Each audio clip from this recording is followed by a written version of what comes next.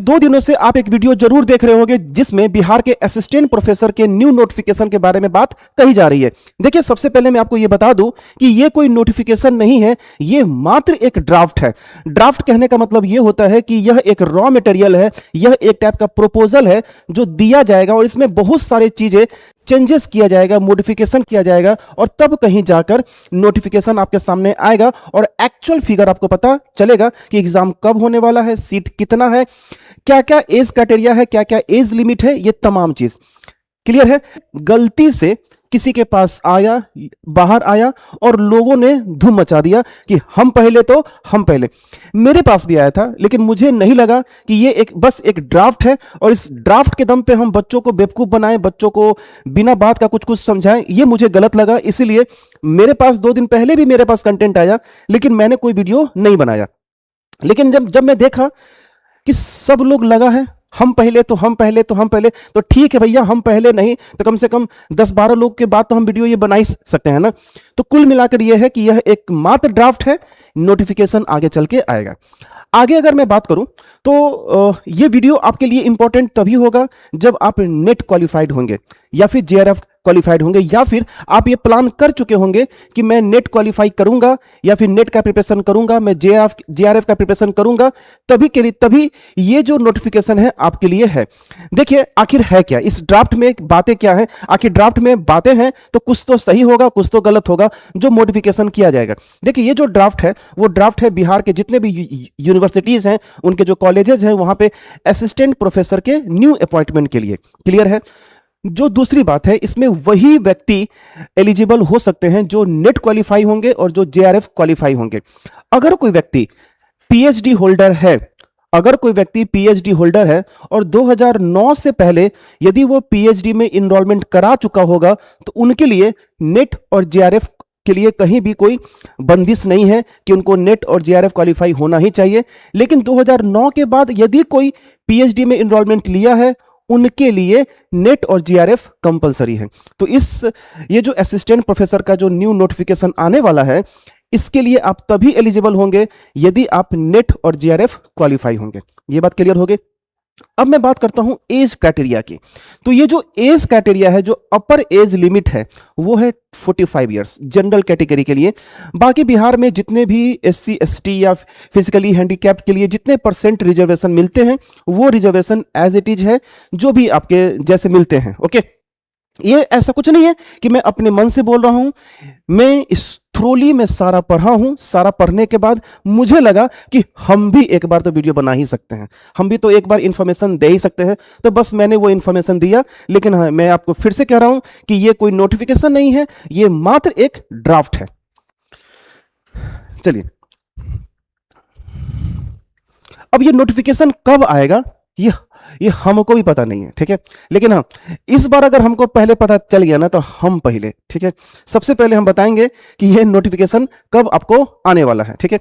देखिए, age limit की बात करेंगे ना तो एज लिमिट में जो अपर एज लिमिट है वो है 45 इयर्स। अब बाकी जितने भी रिलैक्सेशन मिलते हैं कैटेगरी को, सबको वो रिलैक्सेशन एज इट इज आपको मिलेगा। अगर मैं बात करूं एग्जाम कितने स्टेज में होगा, कितने तरीके का होगा, तो ये जो एग्जाम होगा वो 2 स्टेज में होगा। जो पहला स्टेज होगा वो है रिटन एग्जामिनेशन। इस रिटन एग्जामिनेशन 3 घंटे का होगा और टोटल 160 मार्क्स का होगा। क्लियर है। और जो दूसरा स्टेज है वो है इंटरव्यू का, और इंटरव्यू होगा 40 मार्क्स का। तो 160 रिटन और आपका 40 इंटरव्यू, तो टोटल मिला के हो गया 200 मार्क्स। इस 200 मार्क्स का आपका ये पेपर होने वाला है, ठीक है। अब एक चीज देखिएगा, जो सिलेक्शन प्रोसेस है, अब देखिए यहां पे मैं आपको पहले ही बोल चुका हूं, ये सब बार बार दिखाने की जरूरत नहीं है। आएंगे देखिए ये क्या लिखा है, देख रहे इतना जब दिखवाना ही है तो यार उसको व्हाट्सएप भेज दो, वो खुद देख लेगा।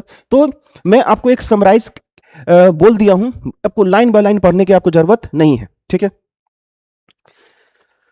देखिए, syllabus of the written examination will be that of NET examination in the concerned subject और डिसिप्लिन। मतलब जो सिलेबस होगा वो एग्जैक्ट नेट के अकॉर्डिंग ही आपका होगा। जो बच्चा नेट का प्रिपरेशन किया है उसके लिए बहुत बड़ा बात नहीं होगा, ठीक है। Written examination will be descriptive type and the model question paper will be prepared by the commission describe descriptive type होगा, डिस्क्रिप्टिव है ना। डिस्क्रिप्टिव कहने का मतलब है कि मेंस आंसर राइटिंग टाइप का होगा 160 मार्क्स का, और उसके बाद आपका इंटरव्यू होगा। ठीक है,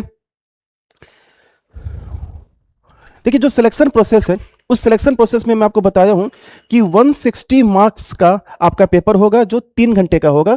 मिनिमम क्वालिफिकेशन आपका 50% होगा, बाकी जितने भी रिलैक्सेशन मिलते हैं वो रिलैक्सेशन आपको मिलेगा। ठीक है, The written examination shall account for 80% of the total weightage in the overall selection process। इसका क्या मतलब, इसका मतलब यह है कि जो फाइनल मेरिट लिस्ट बनेगा, उस फाइनल मेरिट लिस्ट में रिटन का भी देखा जाएगा और आपके इंटरव्यू का देखा जाएगा। तो रिटन में 80% को वेटेज लिया जाएगा, बाकी आपका 20% इंटरव्यू के मार्क्स को दोनों को क्लब किया जाएगा और फिर आपका फाइनल रिजल्ट आपका निकलेगा। ठीक है, मैं ये भी आपको दिखा देता हूं।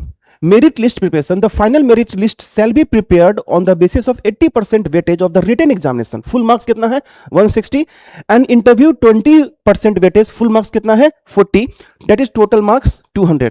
क्लियर है, मतलब 160 मार्क्स का है, लेकिन उससे मार्क्स कितना लिया जाएगा 80 मार्क्स, 80%, और इधर आपका 20% आपका हो जाएगा आराम से। क्लियर है, तो कुल मिलाकर 160 आपके रिटन मार्क्स का है और आपका 40 मार्क्स इंटरव्यू का है। तो ये था एक रफ, है ना। जब न्यू नोटिफिकेशन आएगा उसके बारे में, उस दिन मेरे पास पक्का पहले आएगा और उस दिन हम पहले आपको बताएंगे। ठीक है, अगर आपको ये असिस्टेंट प्रोफेसर का तैयारी शुरू करना है, असिस्टेंट प्रोफेसर की तैयारी शुरू मत कीजिए, उससे पहले आप नेट और जीआरएफ का प्रिपरेशन करना शुरू कर दीजिए यदि आप मास्टर्स डिग्री होल्डर हैं। यदि आपके पास मास्टर डिग्री है तो नेट और जीआरएफ की तैयारी करना शुरू कर दीजिए। अब अगला क्वेश्चन होगा, सर अगला नेट जीआरएफ का एग्जाम कब होगा? मैं आपको बता दूं, इस साल जून जुलाई में 2026 में नेट का नेक्स्ट पेपर होने जा रहा है।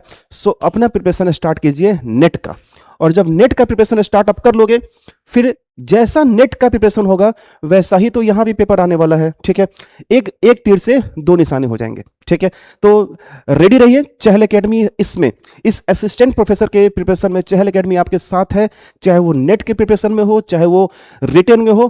खैर इंटरव्यू के लिए तो बात सही है ही। ओके, तो मिलते हैं अगले नोटिफिकेशन में।